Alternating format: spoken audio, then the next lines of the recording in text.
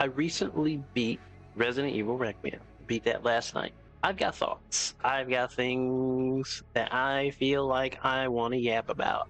It's Resident Evil. There's going to be a lot of general backtracking. But that's where a part of my gripes come in.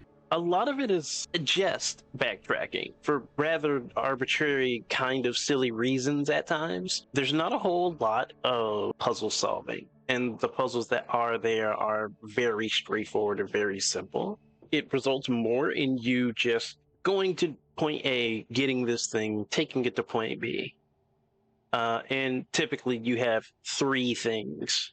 The rule of three in effect before this door will open or this mechanism will work.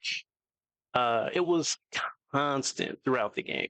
While on one hand I understand, it also created this whole thing for me where I just kind of felt more as I went along, like I just kind of wanted to go on. I kind of wanted to just keep moving.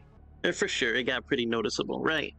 One reason that I feel that this is something that hurts the progression and pacing of the games, because older Resident Evil titles, and yes, you have to talk about older Resident Evil titles when you're like talking about this, because several games give this a steep bar to try to measure up to. And their puzzles don't fall back on the concept of three things to activate this all that much. In older titles, you did have things where it was like, oh, there's a fetch quest to get this so that you can open this and then do this. But it was usually one item, maybe two, to activate something to get this other thing, to do this other thing.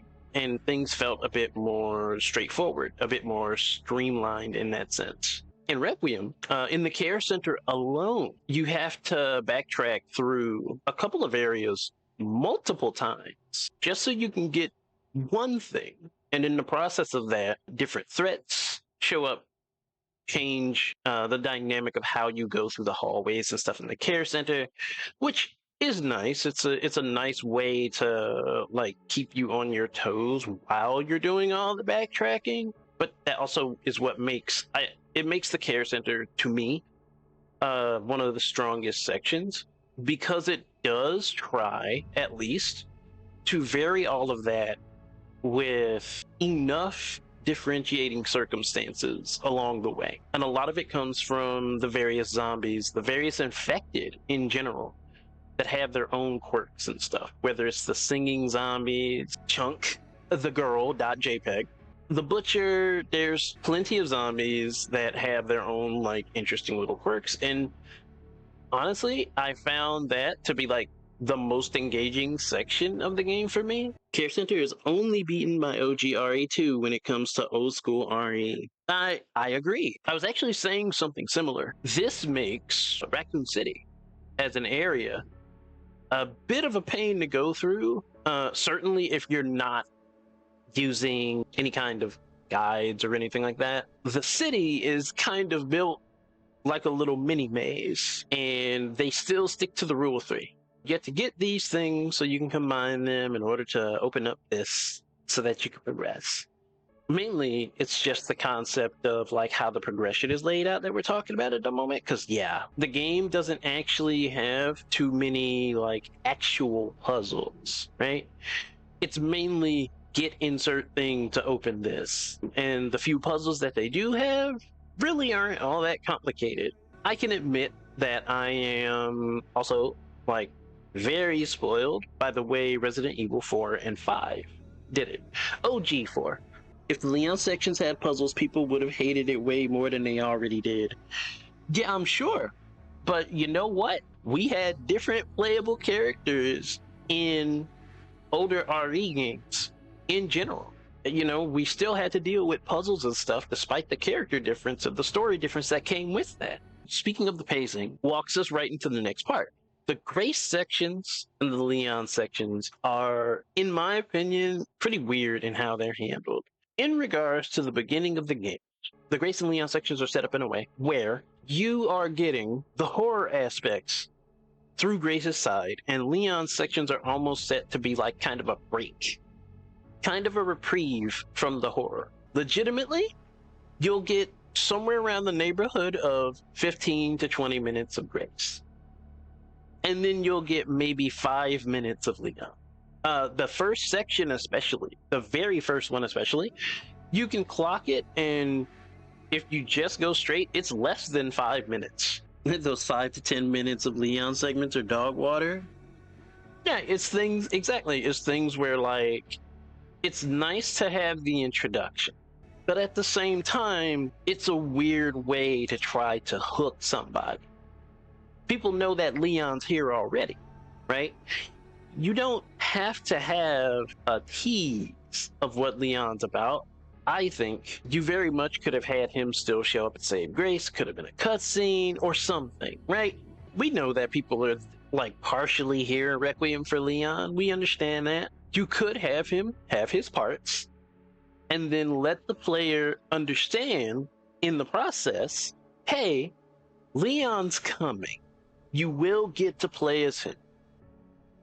And let you know, those sections when you do get to play Leon be more substantial, so that you start getting, you know, more general catharsis. Even though, like, there is a sense of catharsis in the concept of taking Leon through the care center after, like, probably having so many things happen with Grace when you were using her before, and then having Leon clean up where she was, right? For some people, that definitely works out. But, like, also Grace, before Leon gets his chance to move through, can actually end up getting enough in the way of resources and stuff to clean the place up herself. And it's like, it's another thing that pushes, like, the pacing, you know, towards the cliffside. She's supposed to be the one that's, like, afraid, anxious, and stuff, you know? And she is. I mean, that's her character. But you can definitely just have her go through and explode things with the injector or whatever else you can get your hands on. If you know, manage your resources well enough and everything, you can just clean everything out. Leon can get there and not have anything to do. I didn't realize she affected his sections at first. Right.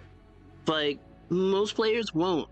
Initially speaking, they're gonna, like, settle in with Grace. The awkward stare Leon gets seeing all the blood and destruction. Right. Like, it's super neat. It truly is that, like, they made it so that, oh, Grace's effects through the care center stick when Leon comes through. And that's what, like, he sees. That's what he encounters.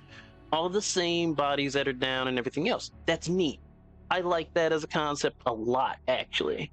But also, if you're going to give these short sections of playing Leon, you have to actually account for the fact that the player might actually go through with Grace and clean up. Because if you don't, Leon has nothing to do when he gets there. And those already short sections are even shorter. And that can negatively impact how people look at Leon's sections until they get to where they can use him on a much more long-term basis.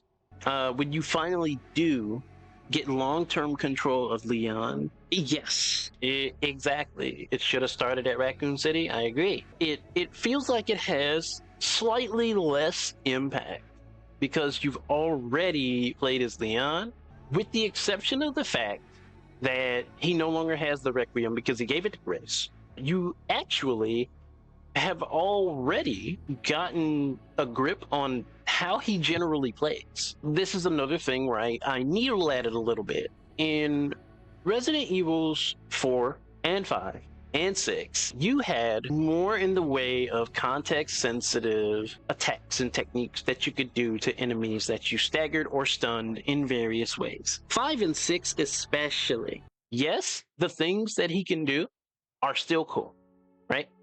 He has his execution kills, which is nice, but those are impacted negatively by how they are executed, because they're executed similarly to parries with specific timing against attacks because of how they are done, there is a very good chance that some players may actually go through the game and never see them.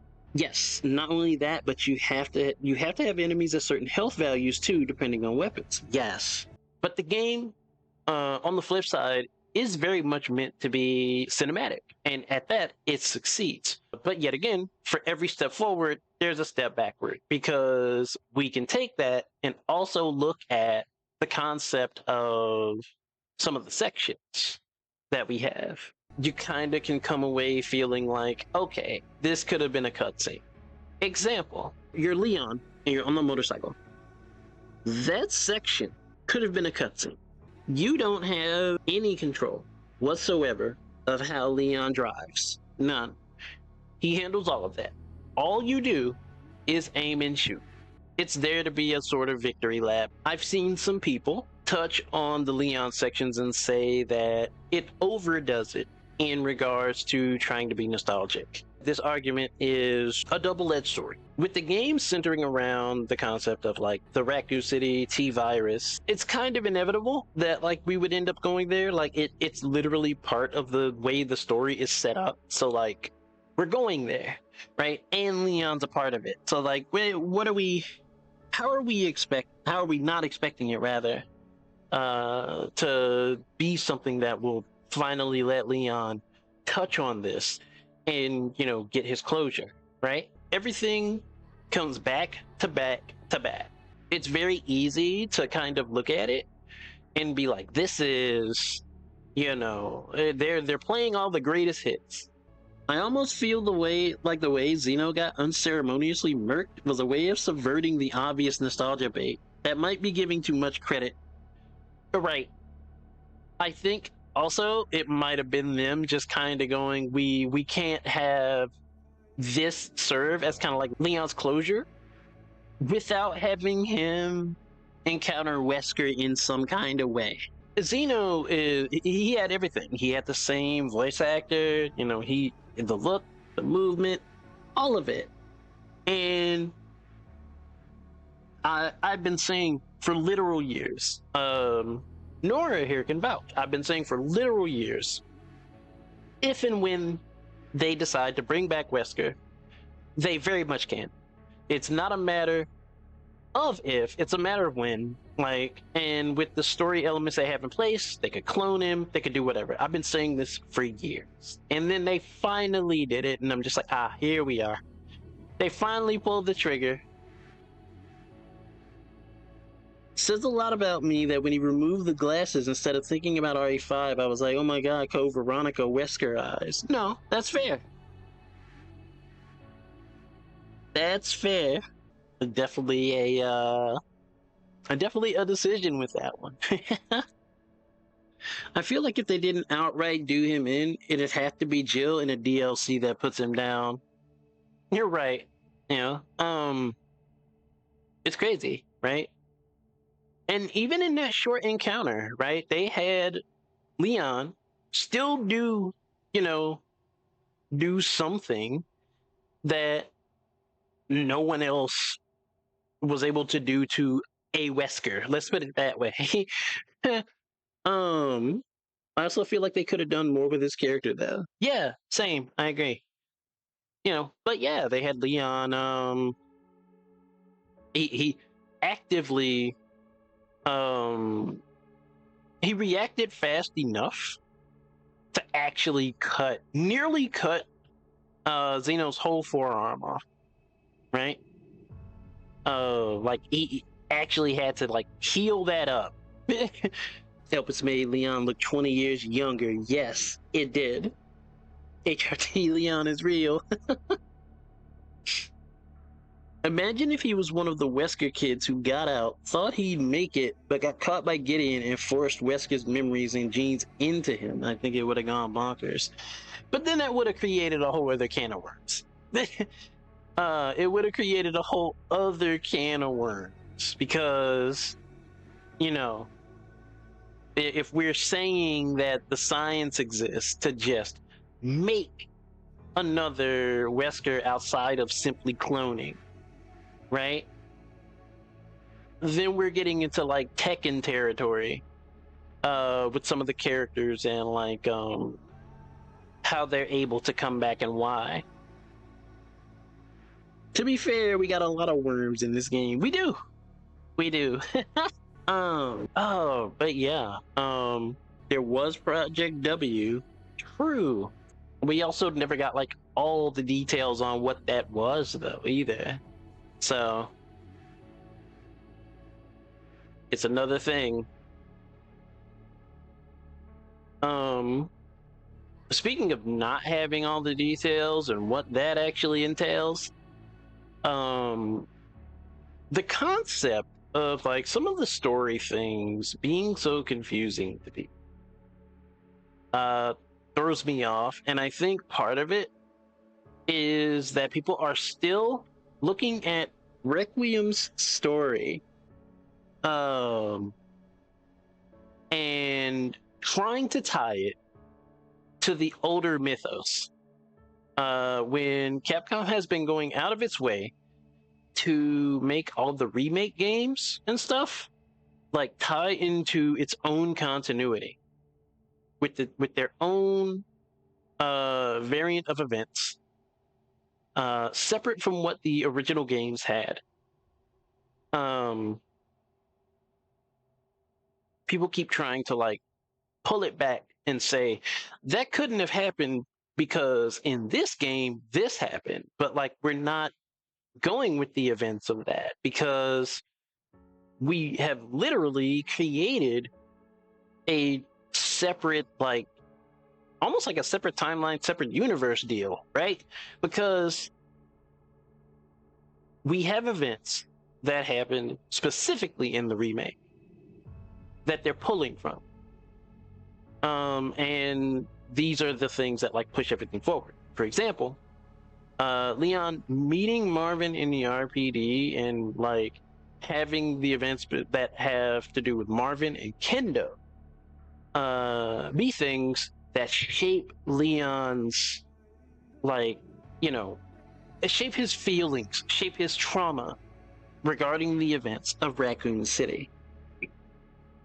Right, as far as we know, the only games that have kept canon is 5 and 6, and even then, there's discrepancies with 5. Exactly.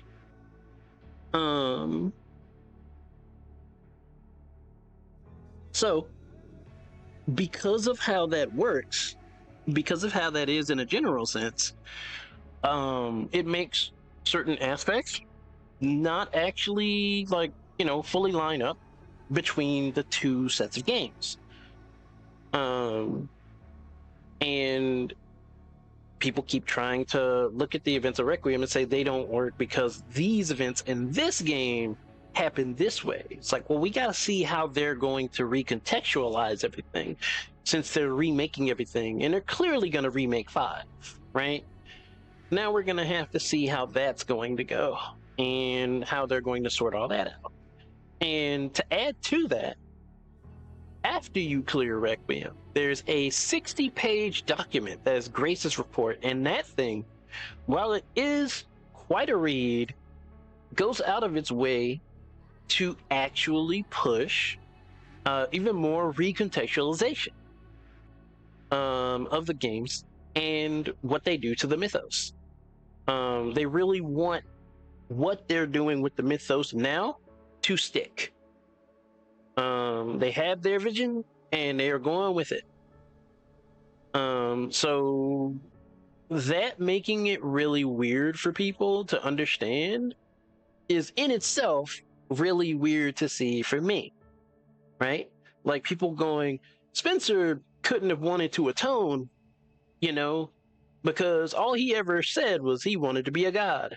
It's like, but we're talking about the events of the OG RE5. And clearly they want the events of things as they are being written now to be, you know, what we consider canon, to be what we consider moving forward in general. And with all of this and characters being introduced and all kinds of different story elements that the older games don't touch on, like the connections just kind of sort of coming out of nowhere. They never really had a proper name in the older games. We had the assumption that Wesker and Ada were working either on their own or with someone else entirely, right? But we never heard of a group specifically known as the Connections. So yeah, there's a whole lot that needs to be accounted for that isn't in this mythos just yet, and we can't tie the older mythos to it. Especially if the leaks are true, we're getting RE1R again, Code Veronica X, and 5. Right, I hope 5 is next in that case. You know, we've got plenty of things to sort out. Yeah, there's a lot there with that.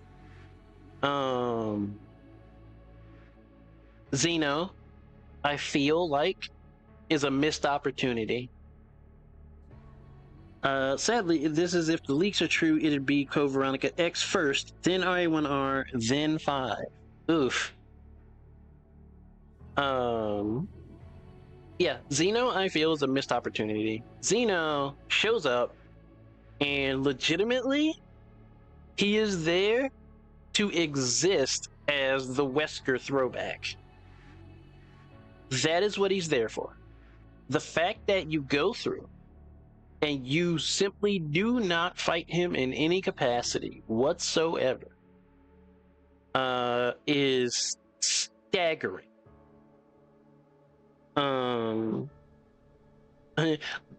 Of all times, they go, yeah, we should absolutely like leave this to the cutscenes. It's when Xeno's on screen.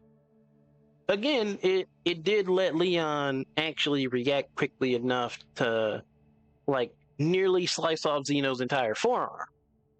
You know, just to have that tiny Pyrrhic victory coming out of that.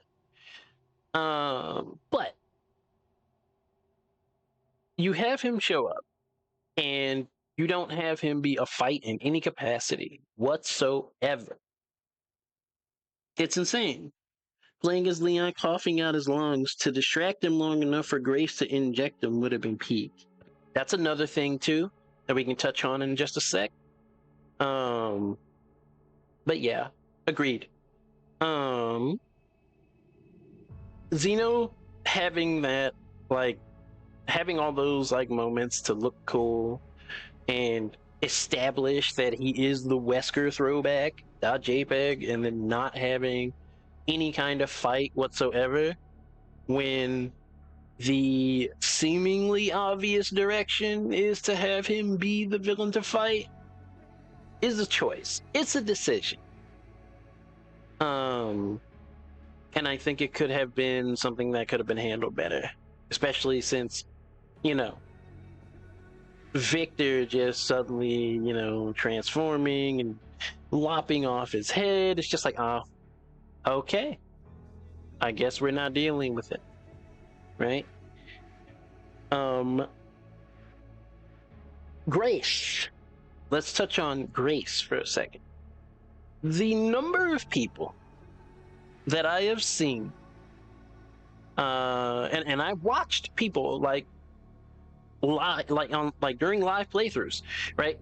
The number of people that I have seen that have looked at Grace and gone, you know, oh, she's so stupid because of this and this and this. She's so stupid she can't do this, and they're like, she's afraid, scared, terrified, out of her mind.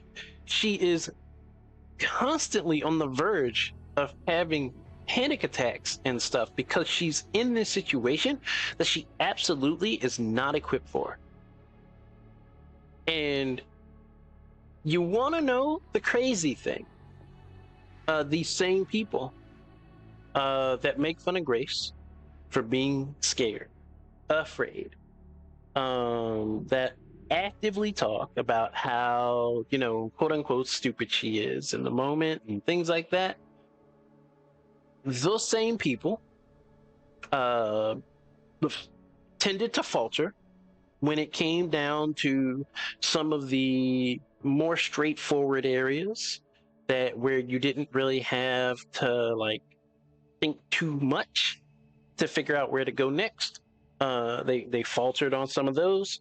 They were the same people like screaming at the top of their lungs when it came down to like a lot of things, not just like some of the bigger things meant to be like extra scary, but like jump scares or even just general things making them kind of squeamish.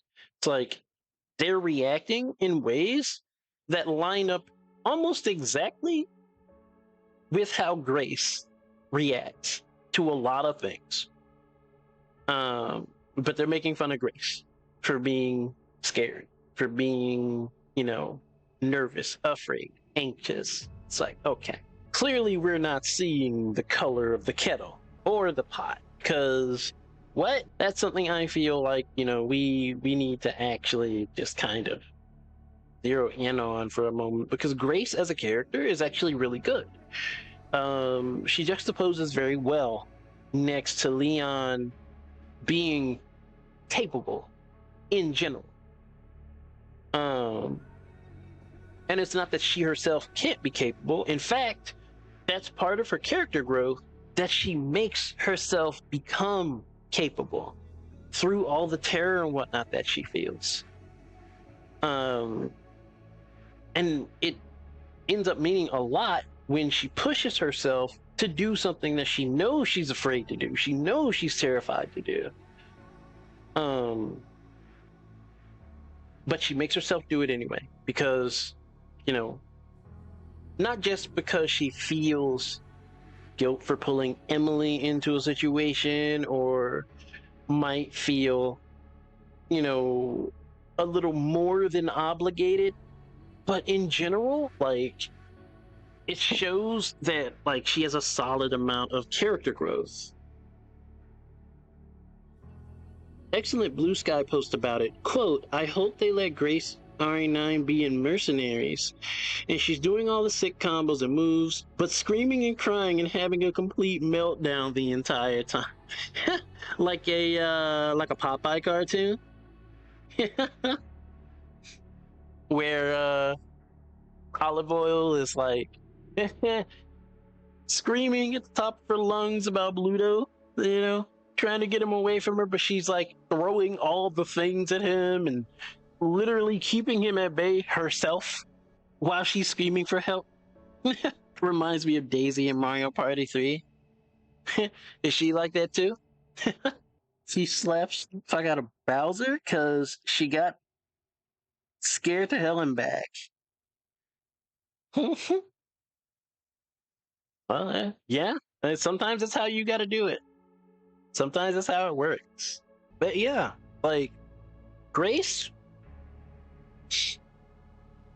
definitely stood up throughout the course of the game. 100%. She's just the embodiment of do is scared. Yeah. I fully agree. I need Grace in RE9 Mercenaries. I need her in RE10 or one of the DLCs. Right. Yeah. She stood up. She was like, yeah, no.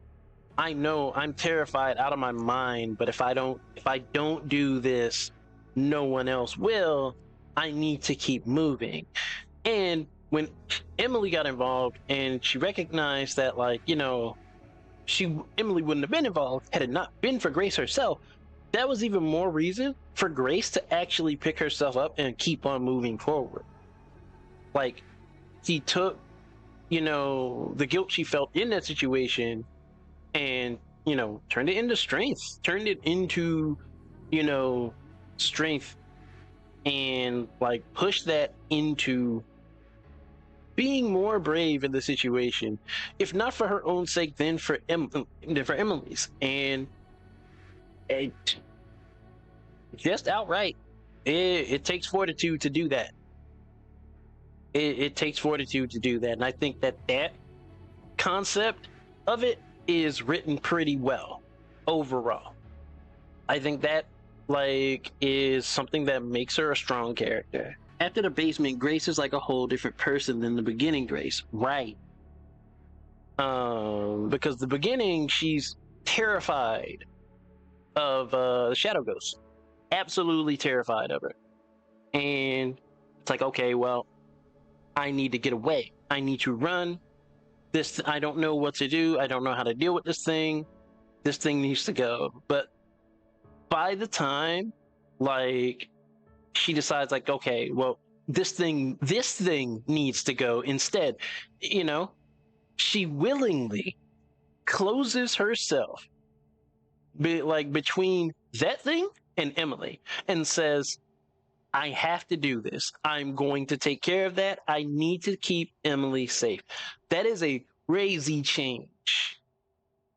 Even if it's for the sake of protecting Emily as opposed to herself, that's a crazy change, a shift from what that beginning section gave us with Grace's character. And to allow that to be the catalyst and let that move forward, I think that was a smart move.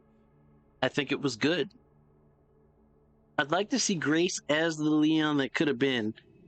Not this walking titan, but a more, I don't know how to put it. I think I know what you're getting at. You know, she keeps the aspects of being afraid in the situation, but the more that things go on, like, she actively, you know, gets more used to it. Not in this, I'm an action hero because I've seen everything far too much kind of thing, but more like, I can only handle myself so much, but I at least have more of a mind to do it over time, even though I'm afraid to do it. Leon, if he wasn't locked by the FBI, tortured for years on end with infinite depression and stuff. I mean, she already got that. This entire experience through RE9 has given her more trauma on top of what she already had. So let's not act like that's not the case already. It's like seeing rookie Leon back in action. Yeah, similar at least. You know, except she got the Batman treatment. She lost a parent first thing, and then it snowballed from there. You know, and that's the ironic thing is because of that. Let's see, we've got to talk about that for a second, because in the laboratory, Leon definitely saw himself in Grace. Right, she literally hit him with the exact same line that he gave Ada in Resident Evil 2 Remake. The same line. That she didn't want any regrets. And she would do whatever, like, you know, she'd need to see it through. So, of course, he was going to see himself in her. So, that's a whole thing in and of itself. But yeah, no, like, you know, having a character that is capable enough to deal, but is still in the middle of the, like, terrorist stuff themselves, is something that I feel like would be nice, but also more difficult to balance, right? To poor her being so traumatized, she called Leon mom. No, obviously that's not what happened. She didn't call Leon mom. You know, it's funny to perceive it that way, but clearly that's not what happened. At some, especially if the character is going to be consistent, right? If they're going to be a consistent fixture, at some point, they kind of have to get to a point where they are used to things enough to where they can handle themselves, like, way better. Because anybody who would constantly find themselves in situations like that would only logically, you know, end up preparing themselves for those situations ahead of time. Let's look at Rebecca Chambers. It's part of the reason I think Rebecca's such a cool character. In fact, Rebecca, despite being part of the STARS team and everything, she was the team medic. She didn't have the same physical training and whatnot as everybody else. She just didn't. And the very first RE game that we had presented her as such. She tried her best to stay out of the way of things and was not physically capable to, like, you know, be in the midst of all that danger, she literally put herself in the safest room possible and just kind of stayed there and hoped that, like, an ally would show up and help her out in the very first RE. But as the series went on and more things started happening, more and more things started happening around her, she started proactively doing things that would give her more and more room to be ready for these things that were consistently happening to her. And that included like willingly getting herself involved in work having to do with biological research. She actively put herself in situations where she could continue to do good within the confines of that situation, knowing that these dangerous things were still happening in their world. So by the time we get Resident Evil Death Island, she herself has like leveled up enough to where she's at least physically capable enough to, keep up with the rest of the OG RE characters when it comes to fighting monsters and things of that nature. Because we had that whole lineup of all 5, and we got the sweeping slow-mo shot of all of them doing like sliding or diving dodges and vaults and everything else while shooting at the big monster, right? So like all of them were doing this. Rebecca was not exempt, but it wasn't something where she immediately locked in and was able to just do it.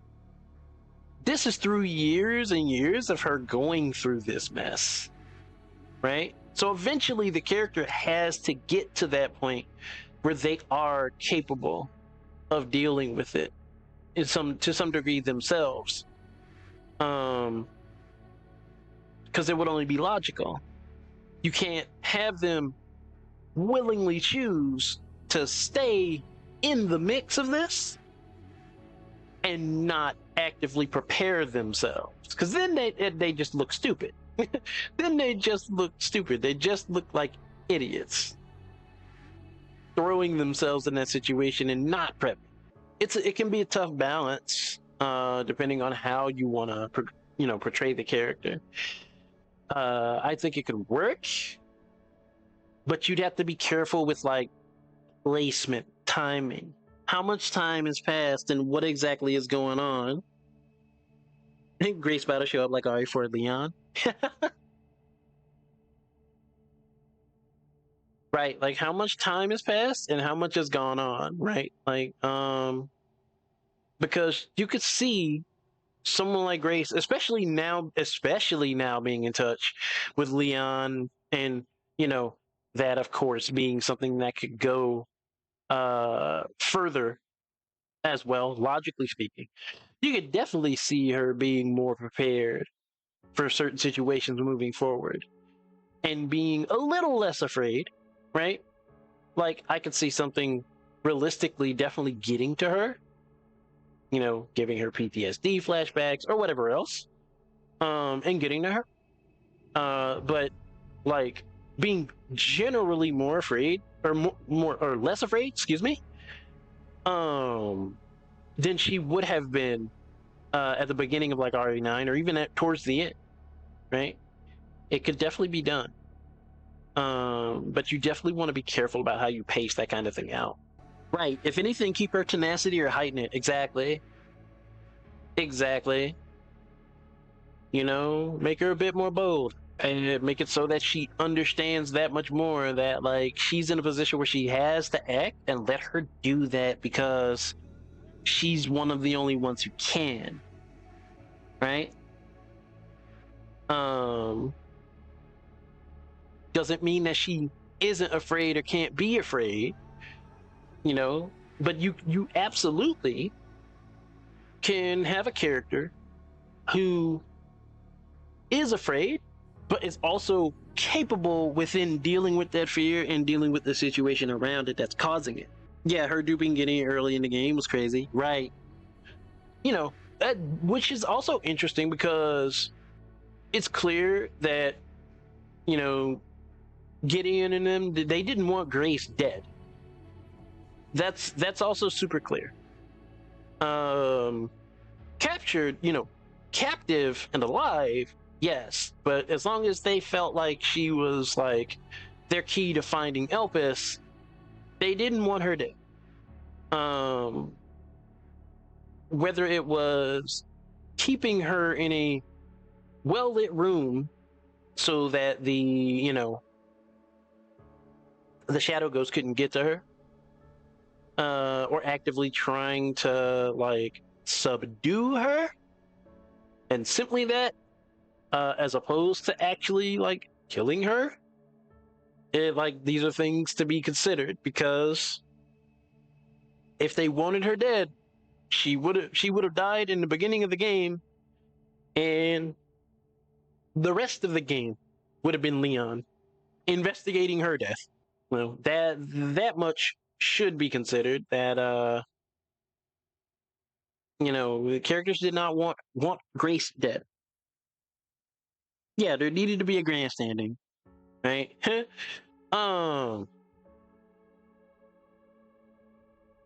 But even considering that, like, Grace doing what she did to escape that room on a, just on a dime, and like locking him in the room with the chair, smart move. Smart move on the fly. Very nice. I just wish that, like, those flashes of like character intelligence in the moment could have persisted in other spots. Need more of that in horror games? Nah, fair. I feel like that could have consistent in other spots. As an example, and it's one that I've also seen like a number of people also touch on, but it's true. The puzzle having to do with the sun and moon stuff and the Braille. The room wasn't a room that was generally like under siege, right? There wasn't a lot of danger around that room once you got there, and it was a small enough puzzle where it could have been figured out through the process of elimination. But in order for things to move the way that they wanted it to move, you had to go and get Emily to have Emily read the Braille. Yeah, right.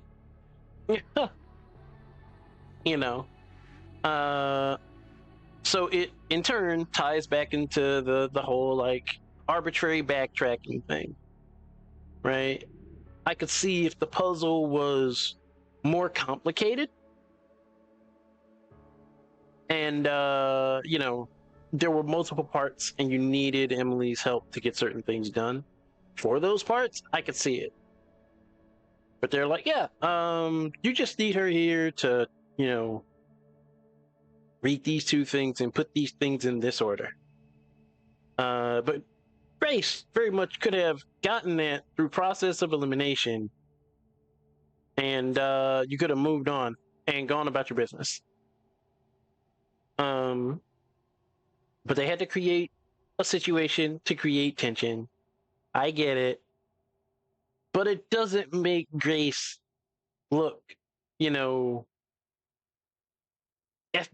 analyst smart. And, it doesn't make her look, like she should be the federal. Like, it doesn't help her case. They had to establish Emily. Right. So I understand. I get it. But, oof. Yeah, there were aspects of the plot line that were definitely rushed. Let's be honest, we can't act like RE had stability. Right. Resident Evil's story has never been something where, like, overall it's this grand magnum opus of fiction. It's not. But even considering that, like, there were some things that were very contrived, very, very arbitrary. And it's like, this is just here to either pad things out and stretch out the gameplay, or to buy a little extra time in this section. You know, not necessarily padding, but just to stretch this part out a little bit longer because reasons. Or RE9 being restarted twice is rough. It shows a lot. Yeah. I think I think that the overall gist of what the game wants to present is presented fairly well, but there are aspects that really mess with the pacing. There's things that we absolutely did not need to be handled the way that they were handled. And then also, like, because of how they position things with Leon towards the end, it makes the final boss that much less of an overarching threat. It's like, yeah, it's you know, he's a nemesis of this and that and the third, but like Leon getting cured and then, you know, immediately reestablishing, like, oh, he's able to fight again, and him being the one singular to deal with Victor Gideon is a choice when Victor Gideon is the reason Grace got pulled into all of this in the first place. Grace absolutely should have had her hand in taking down Victor Gideon. Like, even if she wasn't the one to pull the like trigger and like finish off everything, right? She absolutely should have had her part in it. Instead, it's all Leon, and he's the main one that gets the closure out of it. Coming from someone who actually loves Leon as a character, I kind of feel like you didn't necessarily need this. You know, getting your moment to, like, you know, get cured and come out of it looking like 20 years younger almost. And like being back up to, like, having a little bit of a fight with Victor Gideon would have been cool. Like, have him be the reason that Victor Gideon goes into phase 2, right? We get into the nemesis stuff, but then we could have a section where it's like your Grace and Leon is fighting on the side still. He's fighting the thing on the side, and you have to do certain things with Grace to like weaken him. And in the process of doing that, you know, you might get moments where you could switch back to Leon so that he could take advantage of whatever Grace did to weaken him or make him vulnerable to, like, you know, being damaged. You could have very well done something like that to make Grace as involved in the ending. But no, we have Victor, you know, poke her with his tentacle, and that's like, oh well, she's out of commission for this. It's all Leon. You know, yes, cathartic that Leon gets his closure. I think Grace could have shared in that catharsis. Yeah. So that's a whole thing in and of itself. Sad, because as much as I love Leon, he's gonna get more games. More than likely, or at least be part of others. Yet again, right? It's Leon, right? Like, nobody's gonna well, there will be people that will complain, obviously, right? But like, it's not such a like a loud portion of the fan base that would. Most people would be happy to see Leon coming back. Most. You break glass. Yeah. Leon's definitely their break glass in case of emergency character. He could be. Gets to a point.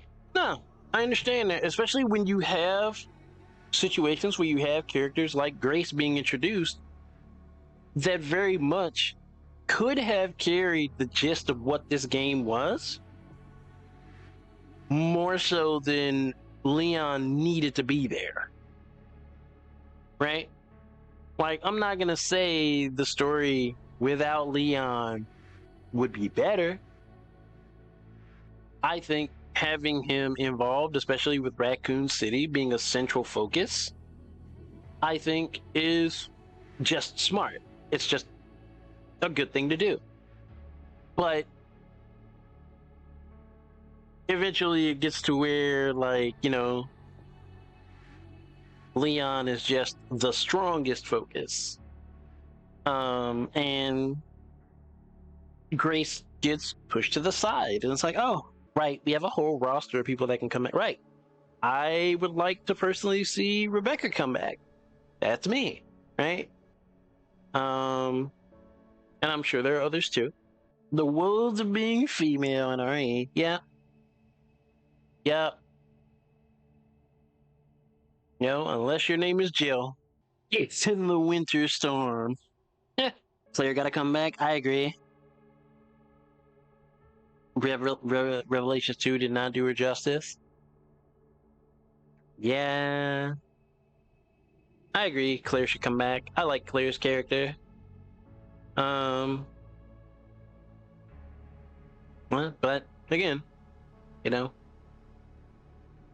not typically the focus, and that's unfortunate. But yeah, overall, I do feel like Resident Evil Requiem is still a very, very good game. Straight up, if I had to personally rank it, I'm looking at it as number 5 in my top 5. Number 5.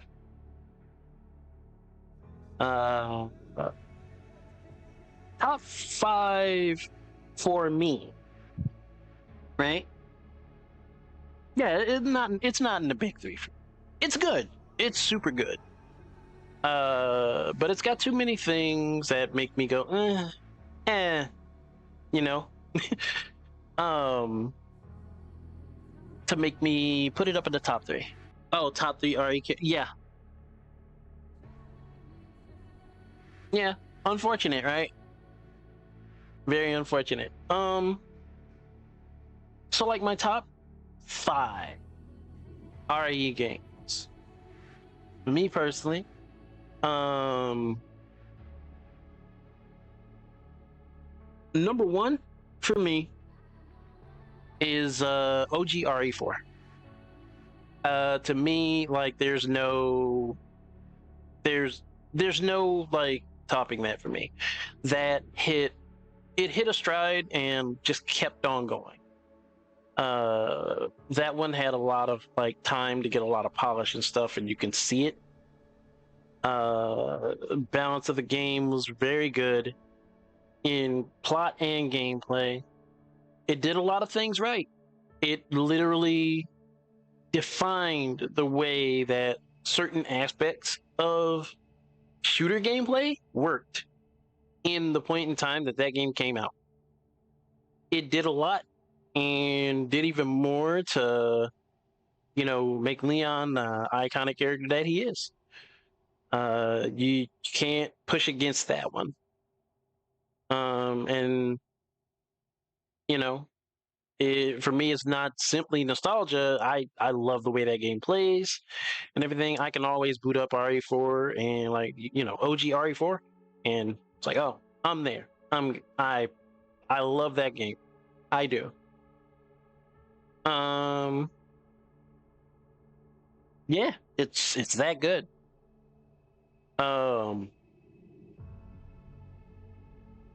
Second for me is RE5.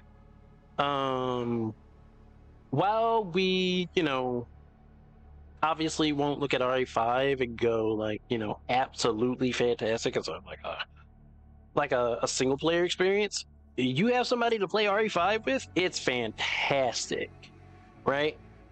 One of the best co-op experiences that you could have in a lot of games, honestly. RE5 is so fun as a co-op experiences, and part of that is because the groundwork of the gameplay that they established in RE4 got pushed forward in RE5 in a way that actively improves upon it, and really pushes like things in a good direction for like that action shooter base that RE4 had. Obviously, we're looking at it through the lens of, is it a good Resident Evil game regarding like the horror aspects and stuff?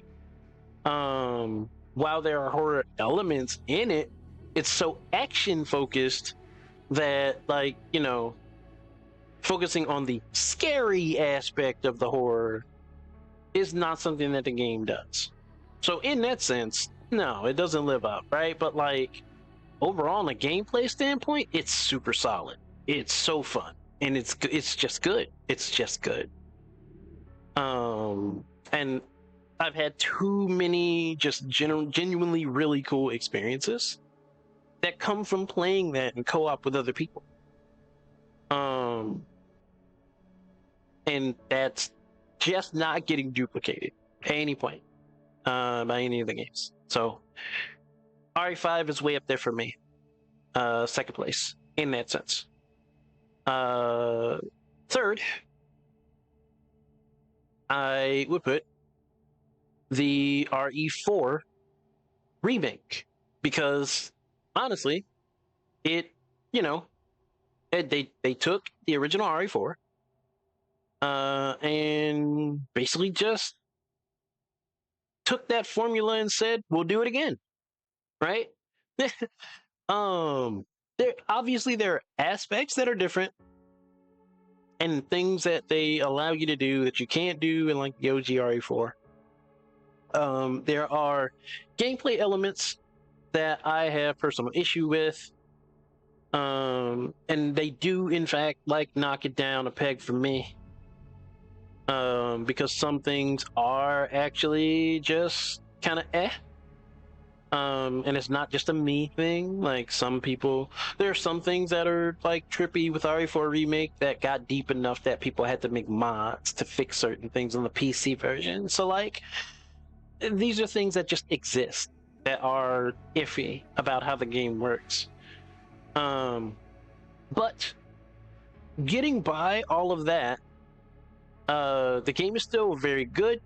They recaptured a lot of what made the original RE4 work, but also changed certain aspects of the game and of the gameplay and of the story in ways that kind of take certain things, take the edge off of certain things, and make things not as impactful as they used to be.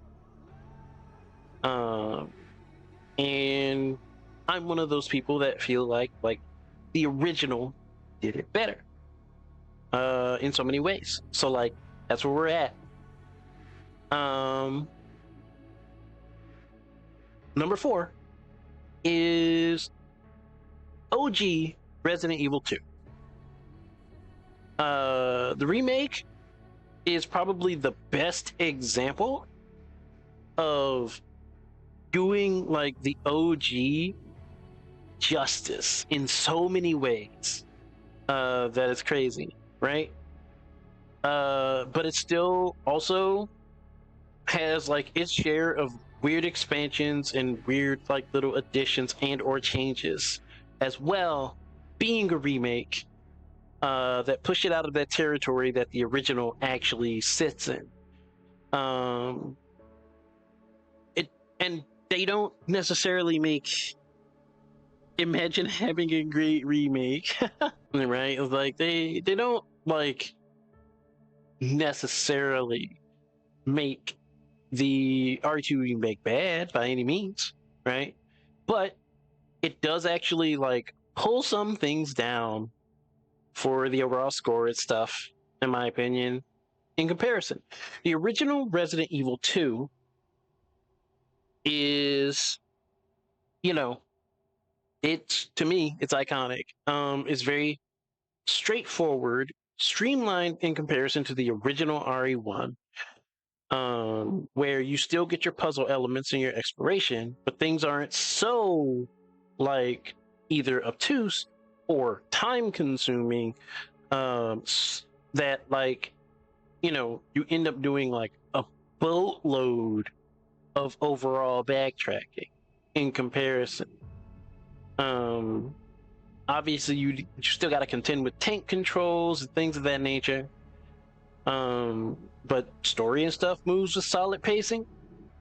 Things are pretty good about moving forward and keeping a particular pace in the original RE2.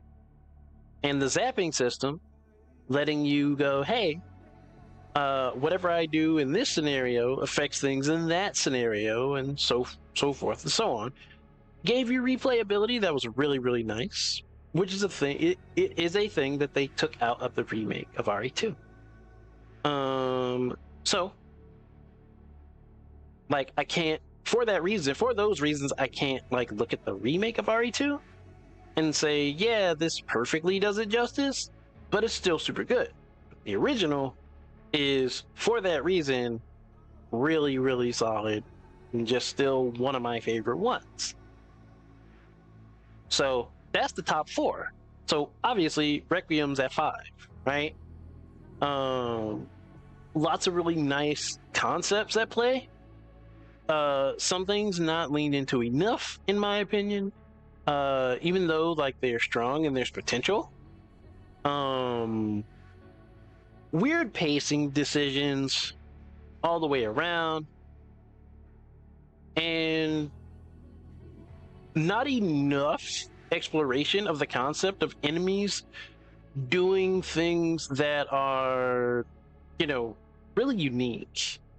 I think that the concept of having enemies, that have their own quirks and stuff that happens in the care center should have been something that should have like been a continuing point through the game.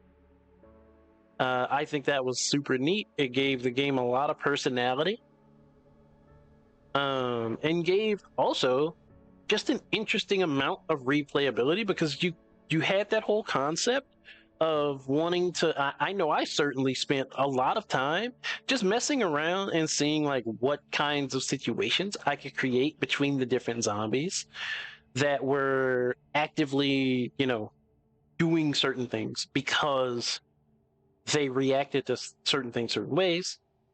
Like having the zombie that, doesn't like lights being turned on in the hallway. Be in the same place, if possible, as like, Chunk, who's just gonna steamroll everything. But then having Chunk, in turn, be in the same place as the zombie with the IV who hates noise. Pinning the noise in question on Chunk, who, by all rights, should be by default pulling the noise-hating zombie. But, we can't have enemies naturally aggroing each other. That'd make things too easy. Yeah. Everybody hates Chunk, right? Like, it's super interesting to me, like, just having the concept of enemies that had their own quirks that you could mess around with. It's similar to, here's a weird comparison, but it'll make sense. It's similar in a way to Metal Gear Solid 2. That game actually like predicated itself on being able to interact with the guards in various ways. And you could use that to actually have loads upon loads of interactions with guards in various ways. You could knock on walls and have guards like come to that location. You could purposely step in like a puddle and then leave footprints and have guards follow your footprints to a particular room, which was insane, right? You could drop an ammo magazine and have it make noise to have them go to a specific place. You could drop a literal naughty magazine and have a guard, see it and come over, and now they get stuck looking at it. So, as long as you're quiet, you can either sneak by or you can, actively come up and duff the guard, right? It's a similar function to that, where you have lots of just general enemy interaction that goes places with that. I think it's an interesting thing, and I think it could have been expanded on more than what it was. But once you leave the care center, you're just dealing with zombies that are, general threats that you dealt with before, and there's not enough of them as you go. It hurts. And considering the pacing issues the game has before that, on top of that, it could have been done better. It's a shame. It is a shame. I can agree, but I think it kind of gets rough when you get to the labs, because otherwise it's just mindless husks after eons of experiments. Plus, they had to call back the plants and liquors. Right. Which in turn goes back into that whole conversation about, them doing too many callbacks, too many nostalgia hits. Because if that's the case and they want to get that in, they've got to slot it in somewhere. They have to, right?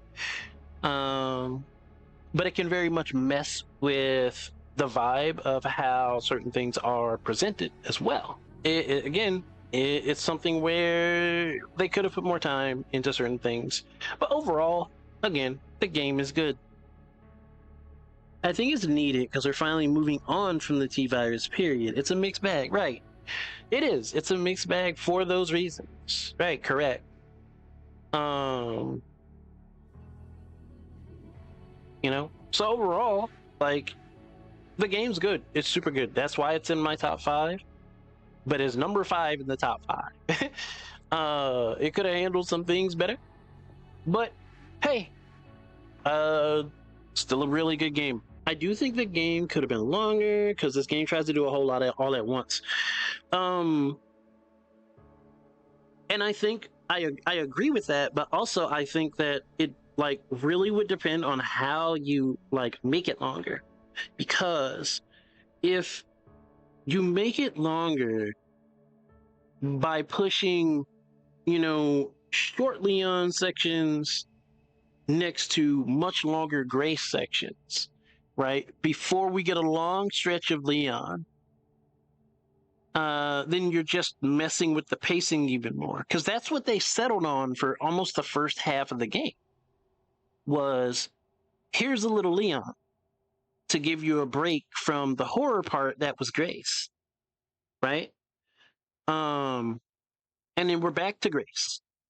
Legit, and again, to touch, we got 15, 20 minutes of Grace in the very beginning, literally 5 minutes or less of Leon, and then another 30 plus minutes of Grace, only to get about 10 minutes of Leon in the next section. And then we're back to Grace for nearly an hour plus, right? And that's being generally speaking, and that's if you don't know what you're doing. If you know what you're doing, all of that is even less.